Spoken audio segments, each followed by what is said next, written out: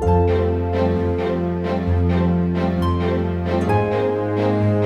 my dears, and welcome back to my corner of the internet. I'm Shannon, and today we are going to be reading some more Pride and Prejudice.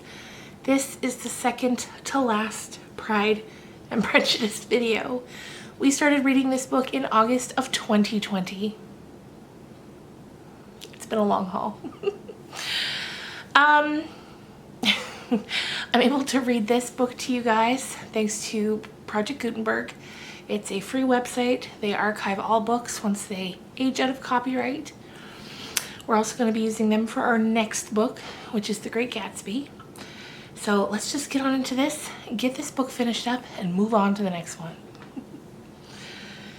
Chapter 58. I'm actually going to need my glasses because I'm old. Here we go. Chapter 58.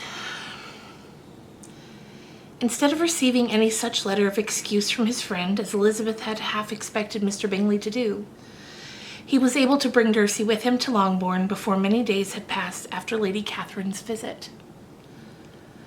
The gentleman arrived early, and before Mrs. Bennet had time to tell him of their having seen his aunt, of which her daughter sat in momentary dread, Bingley, who wanted to be alone with Jane, proposed their all walking out. It was agreed to. Mrs. Bennet was not in the habit of walking. Mary could never spare time, but the remaining five set off together. Bingley and Jane, however, soon allowed the others to outstrip them. They lagged behind while Elizabeth, Kitty, and Darcy were to entertain each other. Very little was said by either. Kitty was too much afraid of him to talk. Elizabeth was secretly forming a desperate resolution, and perhaps he might be doing the same. They walked towards the Lucases because Kitty wished to call upon Maria, and as Elizabeth saw no occasion for making it a general concern, when Kitty left them, she went boldly on with him alone. Now was the moment for her resolution to be executed, and while her courage was high, she immediately said, "Mr. Darcy, I am a very selfish creature, and for the sake of giving relief to my own feelings, care not how much I may be wounding yours. I can no longer help thanking you for your unexampled kindness to my poor sister. Ever since I've known it, I have been most anxious to acknowledge to you how gratefully I feel it. Were it known to the rest of my family, I should not have merely my own gratitude to express. I'm sorry." "Exceedingly sorry," replied Darcy in a tone of surprise and emotion, "that you have ever been informed of what may, in a mistaken light, may have given you uneasiness. I did not think Mrs. Gurney was so little to be trusted. You must not blame my aunt. Lydia's thoughtlessness first betrayed to me that you have been concerned in the matter, and of course I could not rest until I knew the particulars. Let me thank you again and again in the name of all of my family for that generous compassion which induced you to take so much trouble and bear so many mortifications for the sake of discovering them." "If you will thank me," he replied, "let it be for yourself alone, that the wish of giving happiness to you might add force to the other inducements which led me on. I shall not attempt to deny, but your family owe me nothing. As much as I respect them, I believe I thought only of you." Elizabeth was much too embarrassed to say a single word. After a short pause, her companion added, "You're too generous to trifle with me. If your feelings are still what they were last April, let me so at once. My affections and wishes are unchanged, but one word from you will silence me on this subject forever." Elizabeth, feeling all the more than common awkwardness and anxiety of his situation, now forced herself to speak, and immediately, though not very fluently, gave him to understand that her sentiments had undergone no material change. Since the period to which he alluded as to make her receive with gratitude and pleasure his present assurances, the happiness which this reply produced was such as he had probably never felt before, and he expressed himself on the occasion as sensibly and as warmly as a man violently in love can be supposed to do. Had Elizabeth been able to encounter his eyes, she might have seen how well the expression of heartfelt delight diffused over his face became him, but though she could not look, she could listen, and he told her of feelings, which in proving what importance she was to him made his affection every moment more valuable. They walked on without knowing in what direction. There was too much to be thought and felt and said for attention to any other objects. She soon learnt that they were indebted for their present good understanding to the efforts of his aunt, who did call on him in her return through London, and there relate her journey to Longbourn, its motive, and the substance of her conversation with Elizabeth, dwelling emphatically on every expression of the latter, which, in her ladyship's apprehension, particularly denoted her perverseness and assurance in the belief that such a relation must assist her endeavours to obtain that promise from her nephew, which she had refused to give.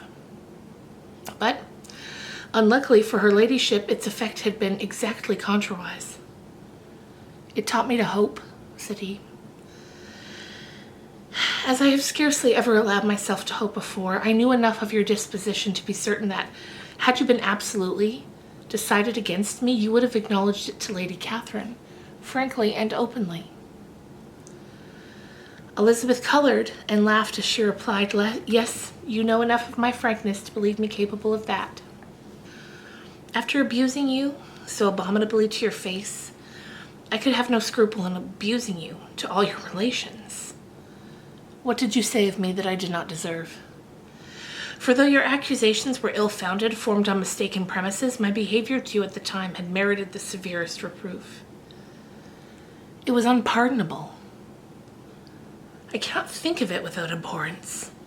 We will not quarrel for the greater share of blame annexed to that evening," said Elizabeth. "The conduct of neither, if strictly examined, will be irreproachable, but since then we have both, I hope, improved in civility.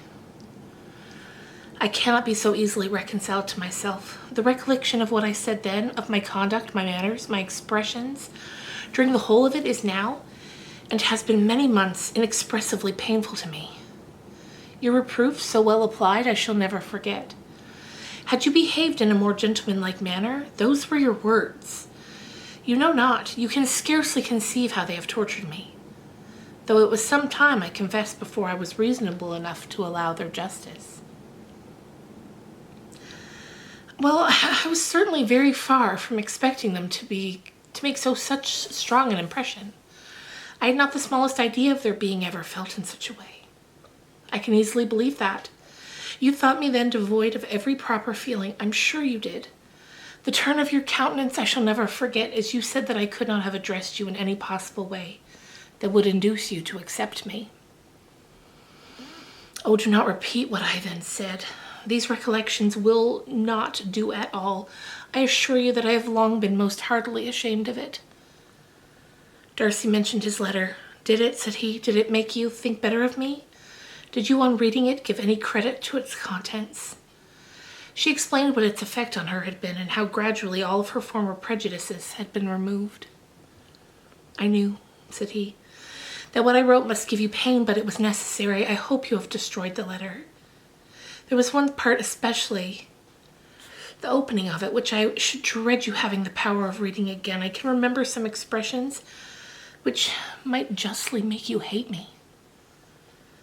The letter shall certainly be burnt if you believe it essential to the preservation of my regard, but though we have both reason to think my opinions not entirely unalterable, they are not, I hope, quite so easily changed as that implies." "When I wrote that letter," replied Darcy, "I believed myself perfectly calm and cool, but I am since convinced that it was written in a dreadful bitterness of spirit. The letter perhaps began in bitterness, but it did not end so. The adieu is charity itself, but I think no more of the letter. The feelings of the person who wrote and the person who received it are now so widely different from what they were then, that every unpleasant circumstance attending it ought to be forgotten. You must learn some of my philosophy. Think only of the past as its remembrance gives you pleasure. I cannot give you credit for any philosophy of the kind. Your retrospections must be so totally void of reproach that the contentment arising from them is not a philosophy, but what is much better, of innocence. But with me it's not so. Painful recollections will intrude which ought not be repelled. I have been a selfish being all my life in practice, though not in principle. As a child I was taught what was right, but was not taught to correct my temper. I was given good principles, but left to follow them in pride and conceit. Unfortunately, an only son for many years, an only child, I was spoilt by my parents, who, though good themselves, my father particularly, all that was benevolent and amiable, allowed, encouraged, almost taught me to be selfish and overbearing, to care for none beyond my own family circle, to think merely of the rest of the world, to wish at least to think mainly of their sense and worth compared to my own. Such I was from 8 to 8 and 20, and such I might still have been but for you, dearest, loveliest Elizabeth. What do I not owe you? You taught me a lesson, hard indeed at first, but most advantageous. By you I was properly humbled. I came to you without a doubt of my reception. You showed me how insufficient were all my pretensions to please a woman worthy of being pleased. Had you then persuaded yourself that I should? Indeed I had. What will you think of my vanity? I believed you to be wishing, expecting my addresses. My manners must have been in fault, but not intentionally, I assure you. I never meant to deceive you, but my spirits might often lead me wrong. How you must have hated me after that evening. Hate you? I was angry perhaps at first, but my anger soon began to take a proper direction. I'm almost afraid of asking what you thought of me when we met at Pemberley. You blamed me for coming? No, I felt nothing but surprise. Your surprise could not be greater than mine in being noticed by you. My conscience told me that I deserved no extraordinary politeness, and I confess that I did not expect to receive more than my due. My object then, replied Darcy, was to show you by every civility in my power that I was not so mean as to resent the past.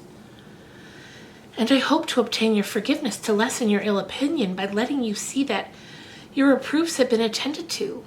How soon any other wishes introduced themselves I can hardly tell, but I believe in about half an hour after I had seen you. He told her of Georgina's delight in her acquaintance and of her disappointment at its sudden interruption, which naturally leading to the cause of that interruption, she soon learnt that his resolution of following her from Derbyshire in quest of her sister had been formed before he quitted the inn, and that his gravity and thoughtfulness there had arisen from no other struggles than what such a purpose might comprehend. She expressed her gratitude again, but it was too painful a subject to each to be dwelt on farther. After walking several miles in a leisurely manner and too busy to know anything about it, they found at last, on examining their watches, that it was time to be at home. What could become of Mr. Bingley and Jane was a wonder which introduced the discussion of their affairs. Darcy was delighted with their engagement. His friend had given them the earliest information of it. I must ask whether you were surprised, said Elizabeth. Not at all. When I went away, I felt that it would soon happen. That is to say, you had given your permission. I guessed as much, and though he exclaimed at the term, she found that it had been pretty much the case.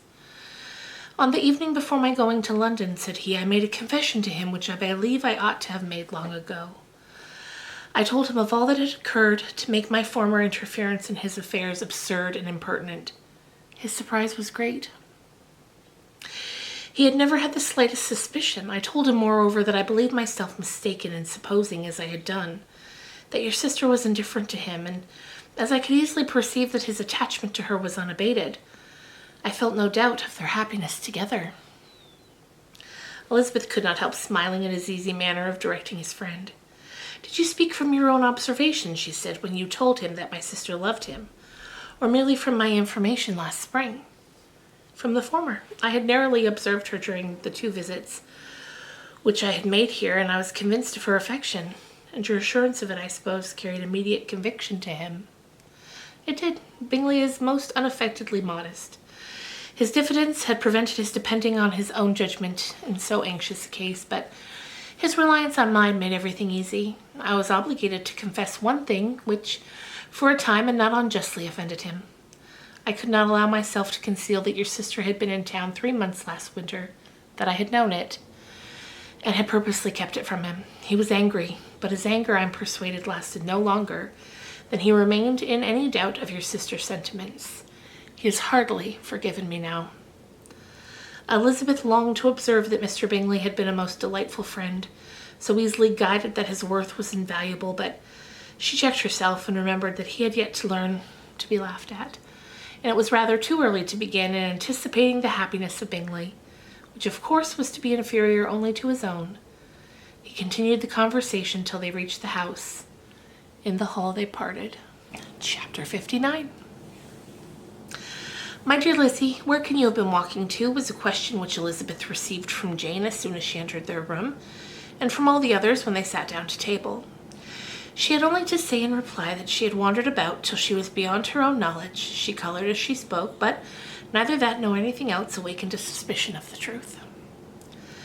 The evening passed quietly, unmarked by anything extraordinary.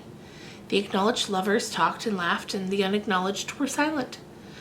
Darcy was not of a disposition in which happiness overflows in mirth, and Elizabeth, agitated and confused, rather knew that she was happy than felt herself to be so, for, besides the immediate embarrassment, there were other evils before her. She anticipated what would be felt in the family when her situation became known. She was aware that no one liked him but Jane, and even feared that with the others it was a dislike which not all his fortune and consequence might do away. At night she opened her heart to Jane. Though suspicion was very far from Miss Bennet's general habit, she was absolutely incredulous here. "You are joking, Lizzie." "This cannot be. Engaged to Mr. Darcy? No, you shall not deceive me. I know it to be impossible." "This is a wretched beginning indeed." "My sole dependence was on you, and I am sure nobody else will believe me if you don't. Yet indeed I am in earnest. I speak nothing but the truth. He still loves me, and we're engaged." Jane looked at her doubtingly. "Oh, Lizzie, it cannot be. I know how much you dislike him." "You know nothing of the matter. That is all to be forgotten. Perhaps I did not always love him so well as I do now, but in such cases as these, good memory is unpardonable. This is the last time I shall ever remember it myself." Miss Bennet still looked all amazement. Elizabeth again more seriously assured of its truth. "Good heaven, can it really be so? Yet now I must believe you," cried Jane. "My dear, dear Lizzie, I do congratulate you, but are you certain?" "There can be no doubt of it. It's settled between us already that we are to be the happiest couple in the world. But are you pleased, Jane? Shall you like to have such a brother?" "Very, very much." "Nothing could give either Bingley or myself more delight, but we considered it, we talked of it as impossible, and do you really love him quite well enough?" "Oh, Lizzie." "Do anything rather than marry without affection. Are you quite sure that you feel what you ought to do?" "Oh, yes." "You will only think I feel more than I ought to do when I tell you all." "What do you mean?" "Well, I must confess that I love him better than I do Bingley. I'm afraid you will be angry." "My dearest sister, now be serious. I want to talk very seriously. Let me know everything that I'm to know without delay. Will you tell me how long you've loved him?" "Well, it's been coming on gradually, that I hardly know when it began, but I believe I must date it from my first seeing his beautiful grounds at Pemberley." Another entreaty that she would soon be serious, however, produced the desired effect, and she soon satisfied Jane by her solemn assurances of attachment. When convinced on that article, Miss Bennet had nothing further to wish. "Now I'm quite happy," said she, "for you will be as happy as myself. I always had value for him. Were it for nothing but his love for you, I must always have esteemed him, but now as Bingley's friend and your husband, there can be only Bingley and yourself more dear to me. But, Lizzie, you have been very sly, very reserved with me. How little did you tell me of what passed at Pemberley and Lambton? I owe all that I know of it to another, not to you." Elizabeth told her the motives of her secrecy. She had been unwilling to mention Bingley, and the unsettled state of her own feelings had made her equally avoid the name of his friend. "Good gracious!" cried Mrs. Bennet, as she stood at the window the next morning. "If that disagreeable Mr. Darcy is not coming here again with our dear Bingley, what can he mean by being so tiresome as to always be coming here? I had no notion but he would go a-shooting or something or other, and not disturb us with his company. What shall we do with him? Lizzie, you must walk out with him again, and that he may not be in Bingley's way." Elizabeth could hardly help laughing at so convenient a proposal, yet was really vexed that her mother should always be giving him such an announcement. As soon as they entered, Bingley looked at her so expressively and shook hands with such warmth as left no doubt of his good information, as soon afterwards said aloud, "Mrs. Bennet, have you no more lanes hereabouts in which Lizzie may lose her way again today?" "I advised Mr. Darcy and Lizzie and Kitty," said Mrs. Bennet, "to walk to Oakham Mount this morning. It's a nice long walk, and Mr. Darcy has never seen the view." "It may do well for the others," replied Mr. Bingley, "but I am sure it will be too much for Kitty, won't it, Kitty?" Kitty owned that she had rather stay at home. Darcy professed a great curiosity to see the view from the Mount, and Elizabeth silently consented. As she went upstairs to get ready, Mrs. Bennet followed her, saying, "I'm quite sorry, Lizzie, that you should be forced to have that disagreeable man all to yourself, but I hope you will not mind it, for it's for Jane's sake, so there's no occasion for talking to him except just now and then. Don't put yourself to inconvenience." During their walk, it was resolved that Mr. Bennet's consent should be asked in the course of the evening. Elizabeth reserved herself to the application for her mother's. She could not determine how her mother would take it, sometimes doubting whether all his wealth and grandeur would be enough to overcome her abhorrence of the man.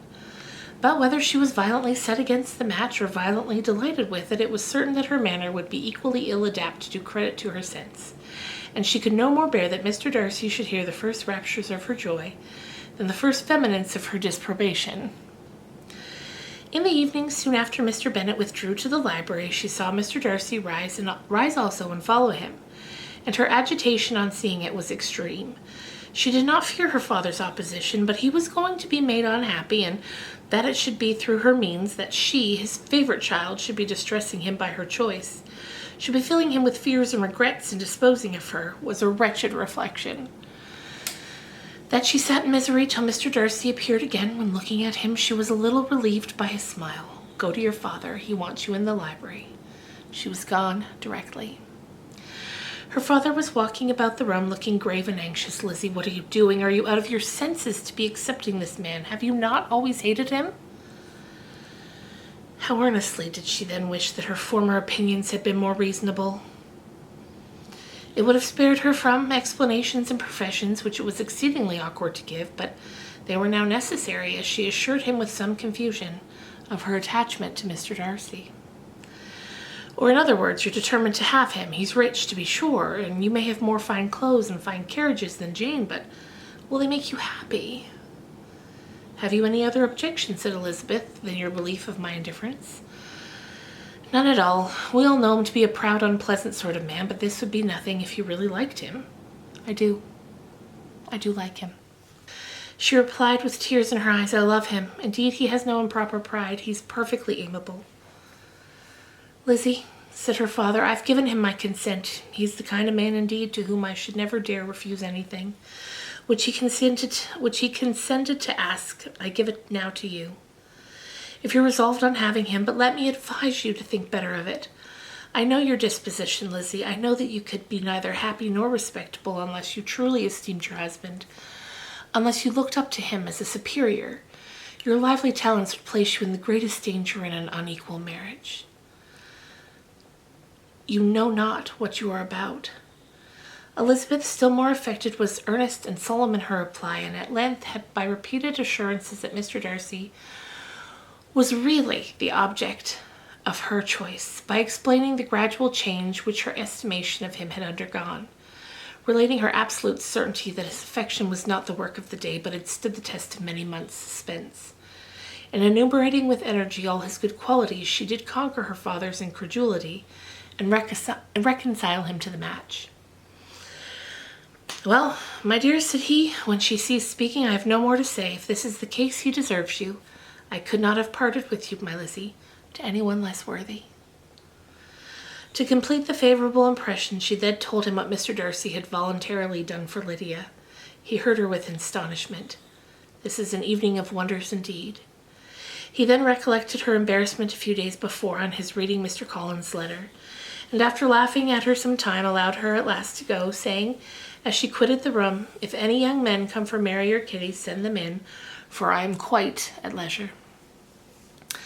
Elizabeth's mind was now relieved from a heavy weight, and after half an hour's quiet reflection in her own room, she was able to join the others with tolerable composure. When her mother went up to her dressing-room at night, she followed her and made the important communication. Its effect was most extraordinary, for on first hearing it, Mrs. Bennet sat quite still and unable to utter a syllable. Nor was it under many, many minutes that she could comprehend what she had heard, though not in general backward to credit what was the advantage of her family, or that came in the shape of a lover to any of them. Good gracious! Lord bless me, only think, dear me, Mr. Darcy, who would have thought it? And is it really true? Oh, my sweetest Lizzie, how rich and how great you will be. 3 daughters married, 10,000 a year. Oh, Lord, what will become of me? I shall go distracted. This was enough to prove that her approbation need not be doubted, and Elizabeth, rejoicing that such an effusion was heard only by herself, soon went away. But before she'd been 3 minutes in her own room, her mother followed her. Dear child, I can think of nothing else. 10,000 a year, and very likely more. 'Tis as good as a lord and a special license. You must and shall be married by a special license. But my dearest love, tell me what dish Mr. Darcy is particularly fond of, that I may have it tomorrow. This was a sad omen of what her mother's behavior to the gentleman himself might be, and Elizabeth found that, though in the certain possession of his warmest affection, and secure of her relations' consent, there was still something to be wished for. But the morrow passed off much better than she expected. For Mrs. Bennet likely stood in such awe of her intended son-in-law that she ventured not to speak to him unless it was in her power to offer him any attention, or mark of her deference for his opinion. Elizabeth had the satisfaction of seeing her father taking pains to get acquainted with him, and Mrs. Bennet soon assured her that he was rising every hour in her esteem. I admire all 3 of my sons-in-laws highly, said he. Wickham perhaps is my favorite, but I think I shall like your husband quite as well as Jane's. And that, my friends, is the end of chapter 59. And we only have 2 more chapters left, and they're pretty short ones. So I think later on this week we're going to get them up, and then next week move on in to The Great Gatsby. Thank you so much for watching. If you enjoyed this, I hope you'll subscribe, and I will see you again real soon with another book talk. Bye, guys.